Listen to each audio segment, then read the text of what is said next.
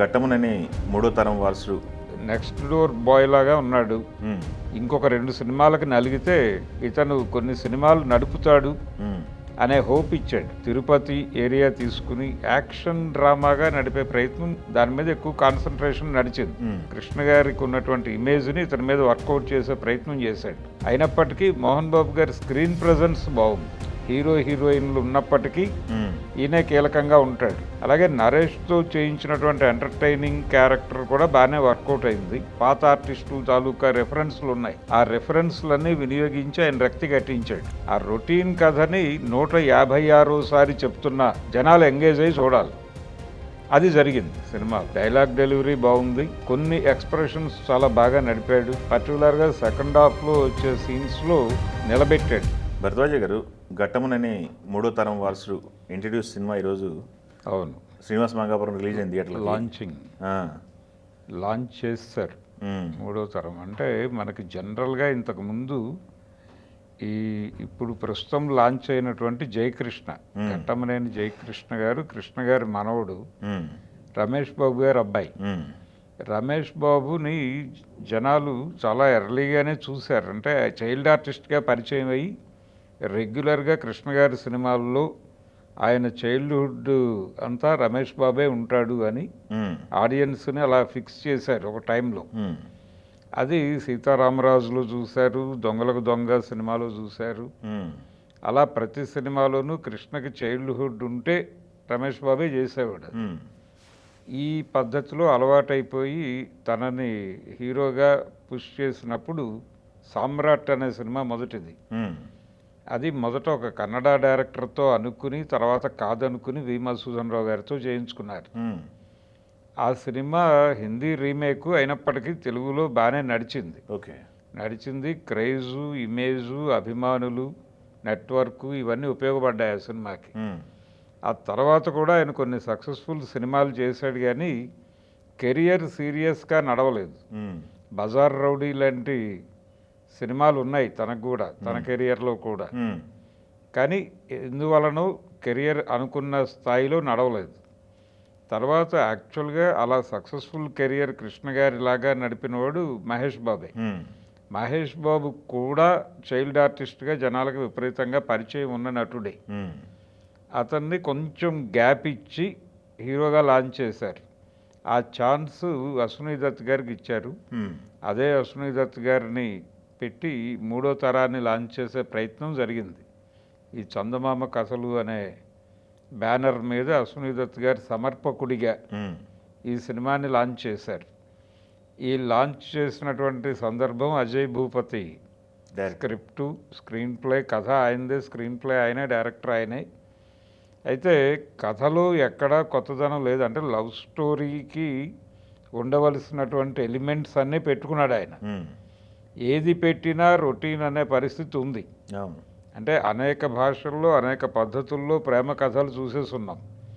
కొత్త తరహా ప్రేమ కథలు చెబితే ఇది లాంచింగ్ హీరోకి వర్కౌట్ అవుతుందా, వెయిట్ అవుతుందా అనే భయం ఉండుంటుంది. అందుకని తను రొటీన్ అని తెలిసినప్పటికీ, గతంలో అనేక సార్లు ప్రజలు చూసినటువంటి మెలికలే అయినప్పటికీ ఆ ఫార్ములాలోనే కథను రాసుకున్నాడు. జనరల్గా కమర్షియల్ ఫార్ములా సినిమా అంటే జనాలకు తెలిసిన కథని ఇంకొకసారి ఎంగేజింగ్గా చెప్పగలగటమే. ఆ పని నేను చేయగలను అని బాధ్యత భుజాన్ని వేసుకున్నాడు ఆయన. వేసుకుని ఆ మేరకు నిజానికి స్క్రీన్ ప్లేలో కూడా పెద్దగా మెరుపులు ఏమీ లేవు. ఆ మెరుపులు అంటే రొటీన్గా నడిచిపోతుంది సినిమా. థియేటర్లో కూర్చున్న ఆడియన్స్కి సంభ్రమాశ్చర్యాల్లో ముంచెత్తే మెలిపెలు, స్క్రీన్ ప్లే తాలూకా మ్యాజిక్లు అవేవీ లేవు. సర్ప్రైజింగ్ ఎలిమెంట్స్ ఏవీ లేవు, కానీ సినిమా అలా వెళ్ళిపోతుంది. కొంతమేరకు ఇప్పుడు ఏదైతే చెప్పానో నేను, అది యాడ్ చేసింది మోహన్ బాబు క్యారెక్టర్. మోహన్ బాబు గారు నిజానికి ఆ క్యారెక్టర్ని ఇంకొంచెం పవర్ఫుల్గా వాడి ఉండొచ్చు. మనకి సలీం జావేద్ తరహా స్క్రీన్ ప్లేలో ఒక బలమైనటువంటి సపోర్టివ్ క్యారెక్టర్ ఒకటి ఉంటుంది, ఓ పాజిటివ్ క్యారెక్టర్. ఆ పద్ధతిలో డిజైన్ చేసి ఉంటే డెఫినెట్గా మోహన్ బాబు గారి క్యారెక్టర్ ఇంకొంచెం పెరిగేది. ఆ ప్రయత్నము జరగలేదు. అయినప్పటికీ మోహన్ బాబు గారి స్క్రీన్ ప్రెజెన్స్ బాగుంది. స్క్రీన్ ప్రెజెన్స్ బాగుంది. ఆయన నిజానికి ఇండస్ట్రీకి ఒక హోప్ ఇచ్చాడు ఇప్పుడు. మ్మ్. బలమైనటువంటి ఆ రేంజ్ క్యారెక్టర్లు ఆయన మహానటిలో ఎస్వి రంగారావు క్యారెక్టర్ చేశాడు. అవును. ఇప్పుడు అలాంటి క్యారెక్టర్లు చేయటానికి సమర్థవంతుడైనటువంటి ఆర్టిస్ట్ అవసరం ఉంది. ఇలాంటి పాత్రల్ని ప్రధానంగా పెట్టి, గతంలో రంగారావు గారిని ప్రధాన పాత్రలో పెట్టి హీరోయిన్లు ఉన్నప్పటికీ మ్మ్. ఈయనే కీలకంగా ఉంటాడు. సినిమాకి పిల్లర్ ఈయన మీద నడిచిపోయిన సినిమాలే. అలా డిజైన్ చేసుకుంటే బాగుండేది ఇది. ఓకే. కానీ అలా డిజైన్ చేసుకునే సినిమాలకి ఒక పెద్ద దిక్కున్నాడు ఇండస్ట్రీలో అనే హోప్ ఇచ్చాడు ఆయన, ఓకే. మోహన్ బాబు. కాబట్టి అదొక ప్లస్ పాయింట్. తర్వాత అసలు ప్రధానంగా మాట్లాడుకోవాల్సింది జయకృష్ణ గురించి. అవును. తన అలా తను అంటే నెక్స్ట్ డోర్ బాయ్ లాగా ఉన్నాడు. మ్మ్. పెద్దగా తను ఇబ్బంది పడలేదు. మ్మ్. వారసుడు అయినప్పటికీ ఇంకొక 2 సినిమాలకు నలిగితే మ్మ్. నిలబడే, అంటే డెఫినెట్గా ఇతను కొన్ని సినిమాలు నడుపుతాడు మ్మ్. అనే హోప్ ఇచ్చాడు. ఓకే. అంటే 3వ జనరేషన్ లాంచింగ్ ప్రాపర్గానే జరిగింది. పరిచయ కార్యక్రమం బాగుంది. అలాగే రవీనా టాండన్ నుంచి వారసురాలను తీసుకొచ్చారు. అవును. తను కూడా అంటే తనకి అవకాశం దొరికిన చోట్ల బాగానే నటించింది. దాంతోపాటు పెద్దగా గ్లామరు ఆ ఏరియాకి వెళ్ళలేదు. మ్మ్. కథని కూడా చాలా లిమిటెడ్గానే నడిపాడు ఆయన. బళ్ళారి అలాగే తిరుపతి ఏరియా తీసుకుని యాక్షన్ డ్రామాగా నడిపే ప్రయత్నం, దాని మీద ఎక్కువ కాన్సన్ట్రేషన్ నడిచింది. మ్మ్. మనకి కృష్ణ గారు అనగానే తుపాకీ కాల్పులు, ఈ హడావిడి కనిపించేది ఆయన సినిమాల్లో. రివాల్వర్ లేకపోతే కృష్ణ గారి సినిమా లేదు మ్మ్. అనే వాతావరణం కదా అయింది. మ్మ్. ఆ రెఫరెన్స్ వాడాడు సినిమాలో. ఓకే. వాడాడు ఆ యాక్షన్ హీరో ఇమేజ్ని, కృష్ణ గారికి ఉన్నటువంటి ఇమేజ్ని ఇతని మీద వర్కౌట్ చేసే ప్రయత్నం చేశాడు. అది జనాలకి అభిమానులకి బాగానే క్యారీ అయింది. తను కూడా కష్టపడ్డాడు. మ్మ్. జయకృష్ణ కూడా యాక్షన్ ఎపిసోడ్స్లో చాలా ఎనర్జెటిక్గా కనిపించాడు. ఓకే. డెఫినెట్గా అతనికి భవిష్యత్ ఉంది. మ్మ్. 3వ జనరేషన్ని సక్సెస్ఫుల్గా లాంచ్ చేశాడు. రెండోది తను డిసిప్లిన్డ్గా కనిపిస్తున్నాడు. మ్మ్. ప్రమోషనల్ ఇంటర్వ్యూస్లో కూడా తను చాలా డిసిప్లిన్డ్గానే ఉన్నాడు. అంటే ఇక్కడ ఫోకస్ పెట్టాలి, నిలబడాలి. మ్మ్. నిలబడితే అవకాశాలు అవే దొరుకుతాయి. ఇక్కడ నిలబడటమే ప్రధానం. కృష్ణ గారు అలాగే నడిచింది ఆయన కెరియర్. అదే. కాబట్టి దాన్ని సీరియస్గా ఫాలో అయిపోతే కెరియర్ వెళ్ళిపోతుంది. ఓకే. ఆ భరోసాని ఇచ్చాడు. అలాగే నరేష్తో చేయించినటువంటి ఎంటర్టైనింగ్ క్యారెక్టర్ కూడా బాగానే వర్కౌట్ అయింది. ఆయనకి ఒక రెఫరెన్స్ ఉంది. మ్మ్. ఆయన గతంలో చలంగారు చేసేవాడు ఇలాంటి క్యారెక్టర్లు. ఓకే. ఆ రెఫరెన్స్ని పట్టుకొని ఆయన బాగానే నడిపించాడు క్యారెక్టర్ని. ఆ క్యారెక్టర్ పేరు విచిత్రంగా ఉంటుందన్నారు ఆ రోజు. అవును. మ్మ్. స్వతంత్ర బాబు. స్వతంత్రం అనే పేరు పెట్టి స్వతంత్రం అని కూడా పిలుస్తారు ఆ క్యారెక్టర్. స్వతంత్రం. అలా ఈ స్వతంత్ర బాబు అనేటువంటి క్యారెక్టర్ డిజైనింగు, మ్మ్.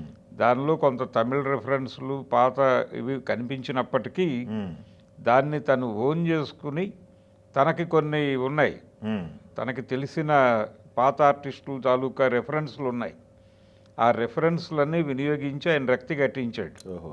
ఆ పాత్రని. మ్మ్. అలాగే బ్రహ్మాజీ కూడా సపోర్ట్గా నిలబడ్డాడు సినిమాకి. అది బ్రహ్మాజీ, సాయి శ్రీనివాసు. వీళ్ళందరూ ఎంటర్టైనింగ్ ఏరియాలో మ్మ్. భుజం కాశారు. యాక్షన్ డ్రామా ఎమోషనల్ వైపు మోహన్ బాబు గారు నిలబడ్డారు. మ్మ్. నిలబడి నిజానికి అక్కడ స్క్రీన్ ప్లేలో మెరుపులు లేకపోయినప్పటికీ వీళ్ళు నిలబెట్టి తమ పెర్ఫార్మెన్స్ నుంచి నిలబెట్టారు ఓకే. సినిమాని. మ్మ్. అలా ఎంగేజింగ్గా ఉంది. అంటే కమర్షియల్ సినిమా రొటీన్ కథే ఉంటుంది. మ్మ్. ఆ రొటీన్ కథని 156సారి చెప్తున్నా మ్మ్. జనాలు ఎంగేజ్ అయ్యి చూడాలి. అది జరిగింది సినిమాలో. ఓకే. ఆ మేరకు వర్కౌట్ అయ్యేలాగా చూసుకున్నారు. రెండోది తనకి యాక్షన్ సన్నివేశాల చిత్రీకరణకు సంబంధించి కొంత ఆ టేస్ట్ ఉంది అజయ్ భూపతికి. మ్మ్. అది ఈ సినిమాకు ఉపయోగపడింది. ఓకే. అది బాగా ఆర్గనైజ్ చేసుకున్నాడు ఆ బ్లాక్స్ అన్ని. నిజానికి దాని మీదే ఎక్కువ శ్రద్ధ పెట్టాడేమో అనిపించింది కూడా.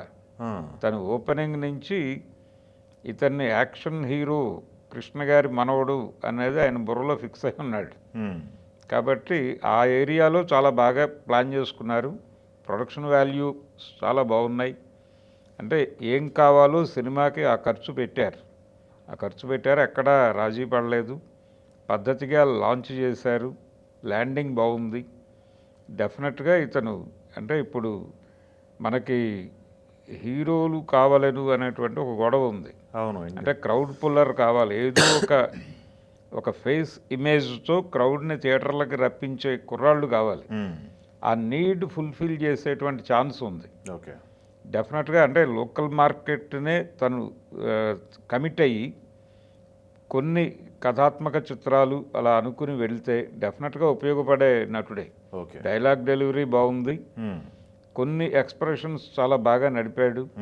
పర్టికులర్గా సెకండ్ హాఫ్లో వచ్చే సీన్స్లో నిలబెట్టాడు. ఓకే. మొదట్లో కొంచెం తడబాటు అనిపించింది కానీ స్టార్టింగ్ సినిమా నడుస్తున్న కొద్దీ అలవాటు అయ్యాడు. ఓకే. ఈ అలవాటు అనేది ఇంకొక సినిమా పడిపోతే నడిచిపోతుంది. ఓకే. కొన్ని సీన్స్లో డైలాగ్తో నిలబెట్టాడు. పెర్ఫార్మెన్స్తో పాటు డైలాగ్లో ఆ ఈజీనెస్ ఉంది. ఆ ఈజ్ ఉండటం అనేది చాలా అవసరం హీరోకి. ఓకే. అది వర్కౌట్ అయింది. కాబట్టి కరెక్ట్ ల్యాండింగ్ సినిమానే ఇది. లాంచింగ్ బాగుంది. ఓకే. పర్వాలేదు, డబ్బులు వచ్చేస్తాయి. అశ్విని దత్ గారు పెద్దగా ఇబ్బంది పడాల్సిన అవసరం లేదు. ఓకే. కృష్ణ గారి థర్డ్ జనరేషన్ ప్రాపర్గానే ల్యాండ్ అయింది. నెక్స్ట్ ప్రాజెక్టులు ఎలా డిజైన్ చేసుకుంటారు అనేది చూడాలి. ఓకే. 2-3 బెటర్ డైరెక్టర్ల చేతుల్లోకి వెళ్ళిపోతే నడిచిపోతుంది. Okay. Thank you. Telugu one